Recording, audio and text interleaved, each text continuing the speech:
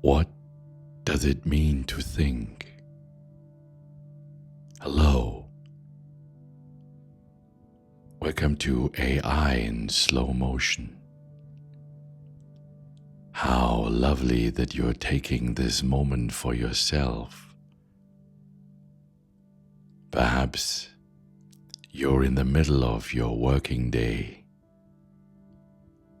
Perhaps you've consciously stepped away for a little while. A coffee break, a brief moment in which nothing needs to be done. For the next few minutes, you can simply listen. If you like, you can keep your eyes open and watch the visuals. Or you can let your gaze soften. Perhaps you'll close your eyes entirely. Whatever feels right for you right now. You don't need to achieve anything. You don't need to understand everything. You don't need to hold on to anything. It's simply enough to be here. As you remain here, you can slowly begin to notice your breath. Perhaps you become aware of breathing in and breathing out again without changing anything. Simply noticing, and as you continue to listen, you may find that your body relaxes just a little. Perhaps your shoulders drop slightly. Perhaps your breathing becomes quieter.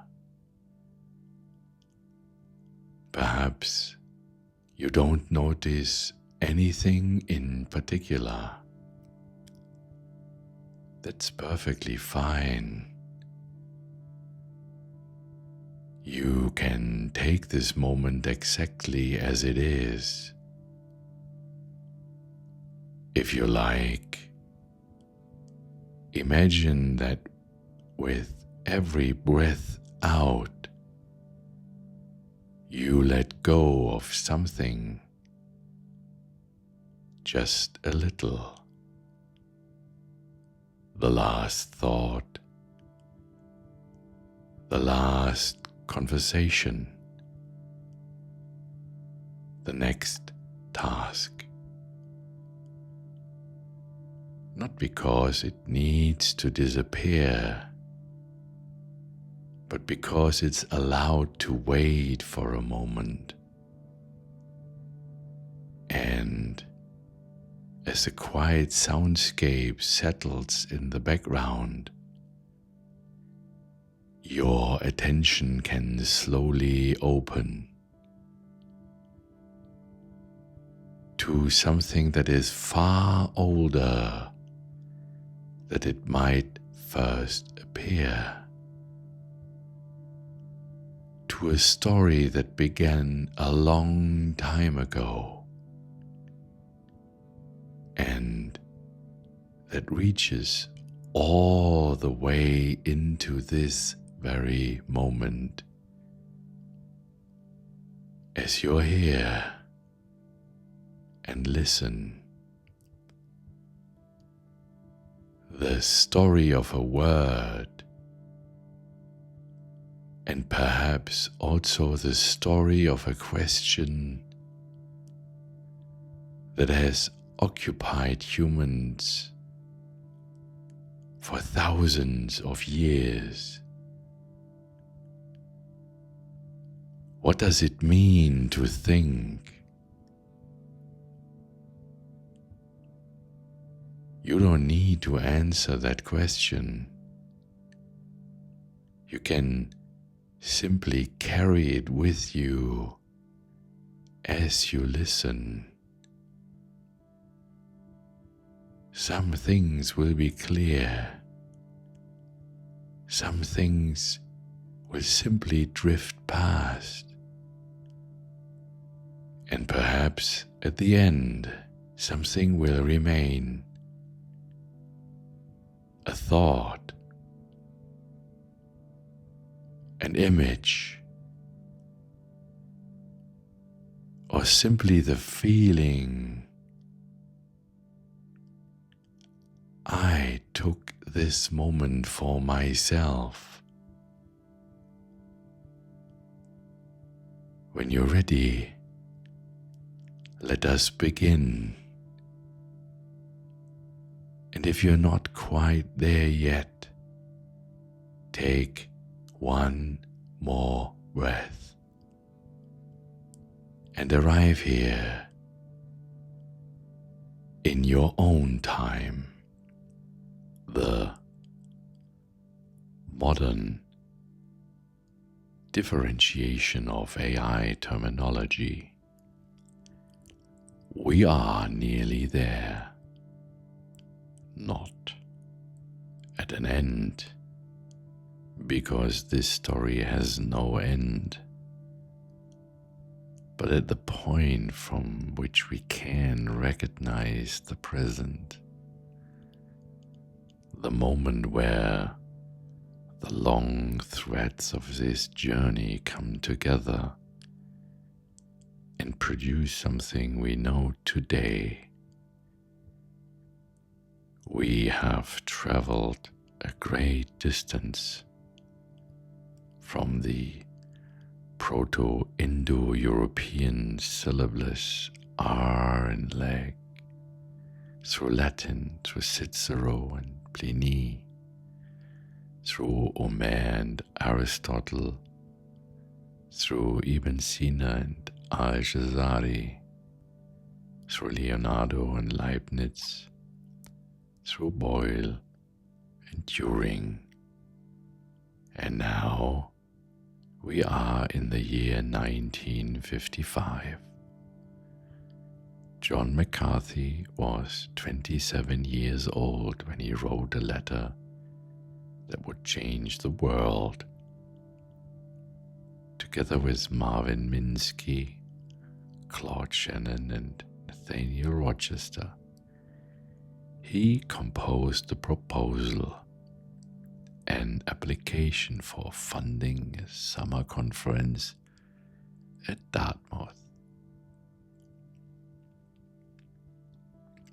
A conference at which researchers from different disciplines were to come together to think about an idea.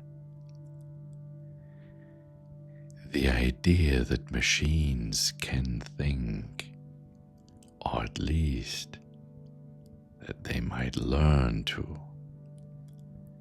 McCarthy needed a name for the field of research he wanted to establish, and he chose deliberately, strategically, as he later admitted, a name that set itself apart from everything that already existed.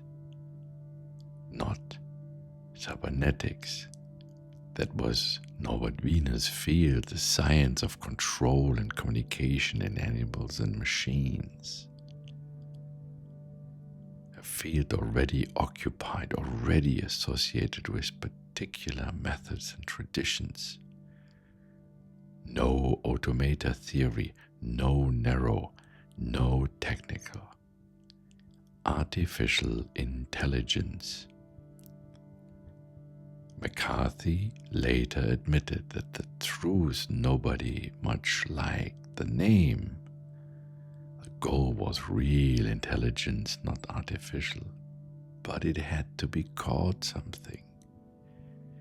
And artificial intelligence was easy to sell to other researchers, to funders, to a world that was curious. The Rockefeller Foundation supported the project, and the term written down on paper on that summer's day in 1955 has not disappeared once. But what does this term actually mean? That is not a rhetorical question. It is one that researchers have been debating for decades.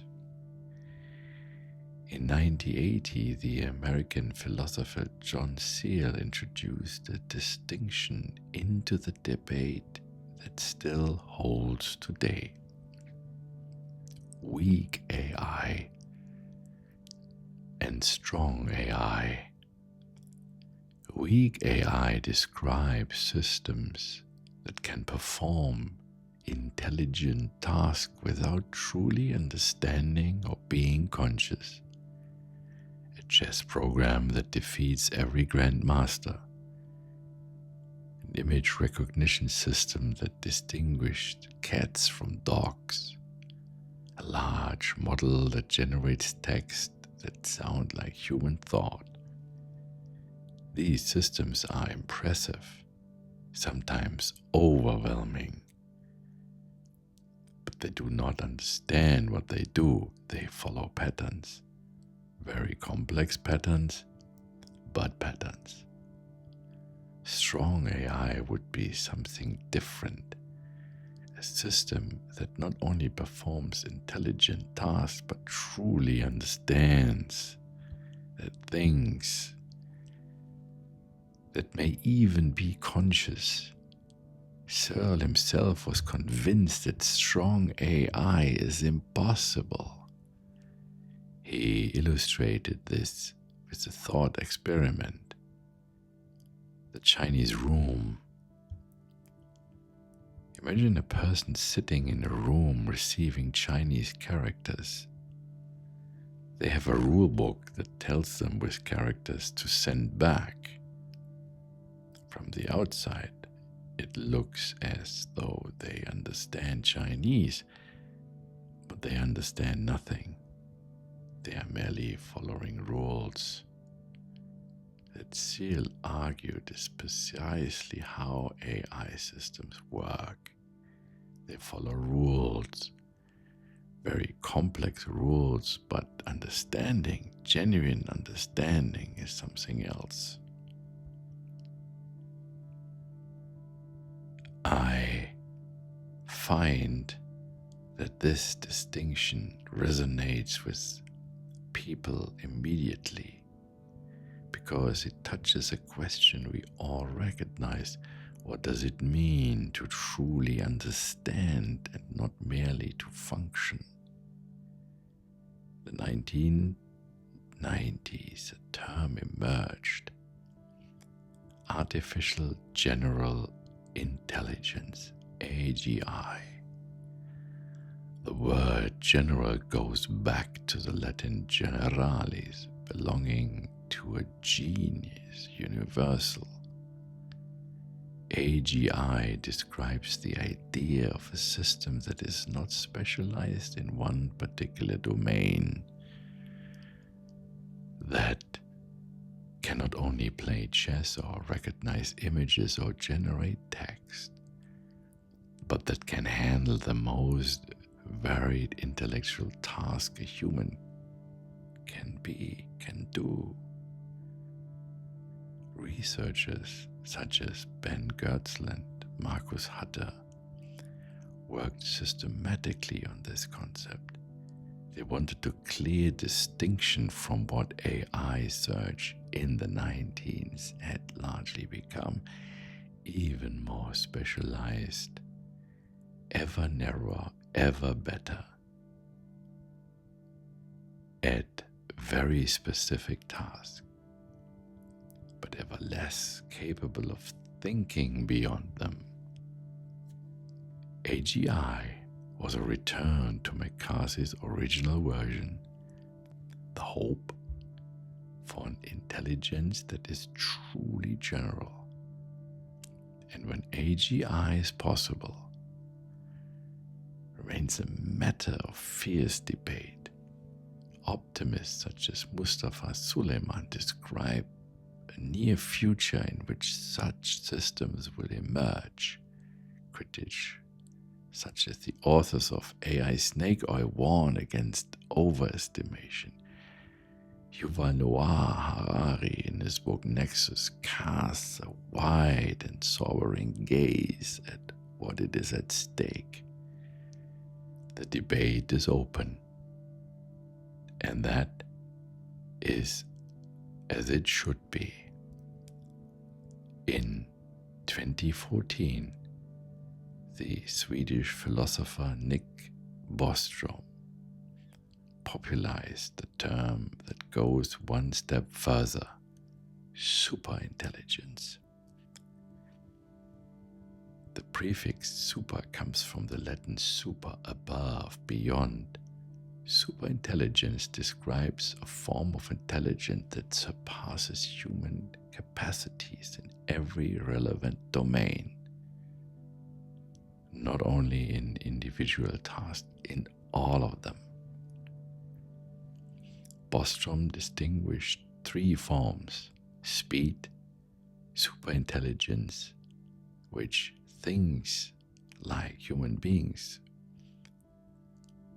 but incomparably fast, collective superintelligence, the combination of many intelligences into something greater than the sum of its parts. And qualitative superintelligence, which does not merely think faster and more broadly, but in a way that is fundamentally superior to human thought. These ideas are speculative, but they are no frivolous. They pose a question we cannot ignore. What happens when what we have created becomes more intelligent than we are? Alongside these philosophical debates, a methodological terminology was developing in parallel. Arthur Samuel coined the term machine learning in 1959. Systems that improve their performance through experience without being explicitly programmed for each task, that learn from data, that recognize patterns that no human being has explicitly described. And then,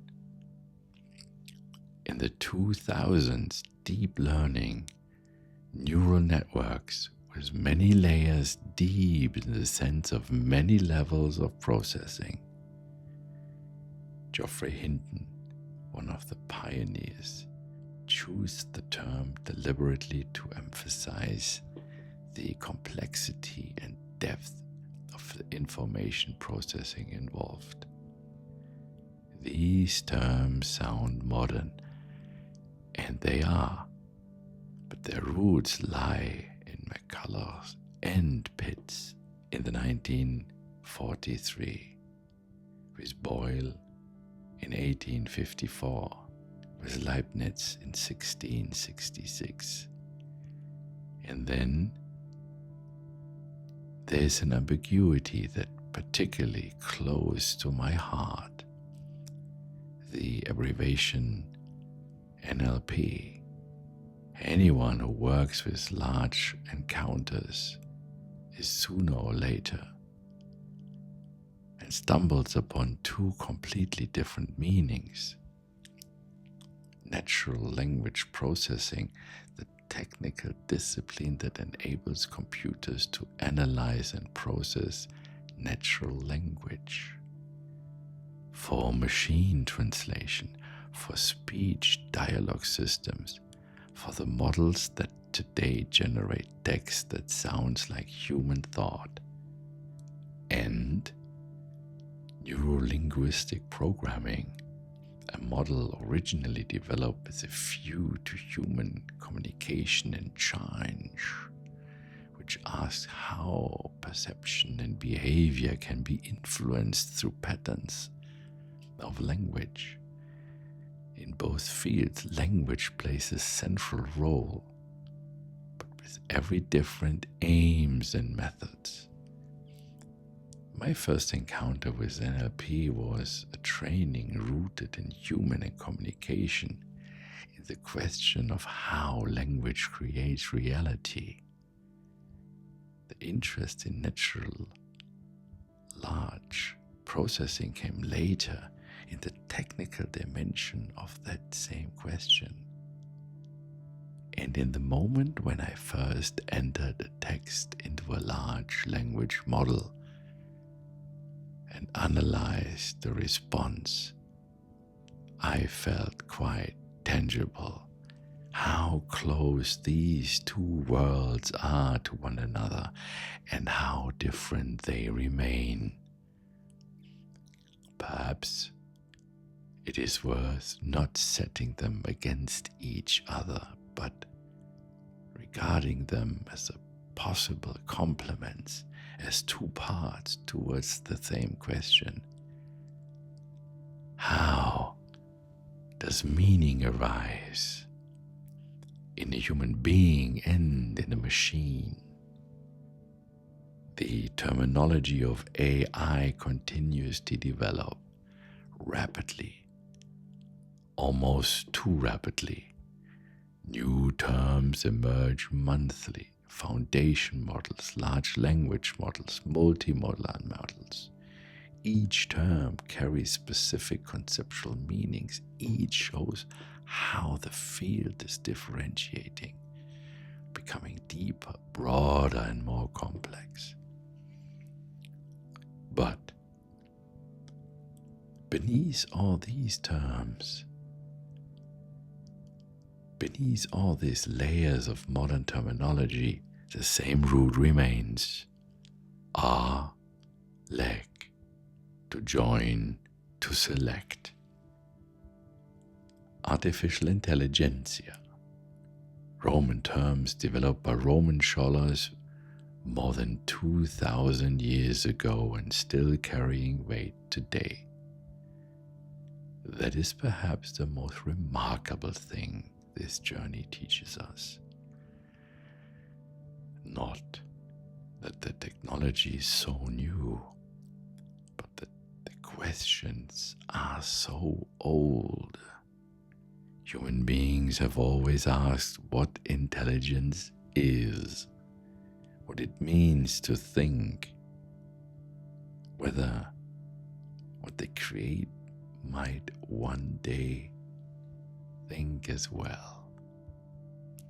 And they have always built, always tried, always thought an answer, and in doing so found new questions that will not stop. And perhaps that is the deepest insight of this journey, not an answer, but the willingness to keep asking. And here we are, at the end of this journey, or perhaps more precisely, at a point from which you can continue in your own time, with your own questions. We have traveled a long way, and all the way here to this moment, you have taken time for a story that most people do not know, for questions that are older than we tend to think, for a term we use every day It was depth we rarely pause to consider. That was not a small gift. Take one more moment. If your body has relaxed a little during this time, it may now gently let that go. If your thoughts have been traveling, they may now return here into this space, into this day. Breathe in slowly and out again. And if your eyes have been closed, open them now in your own time and let the light back in.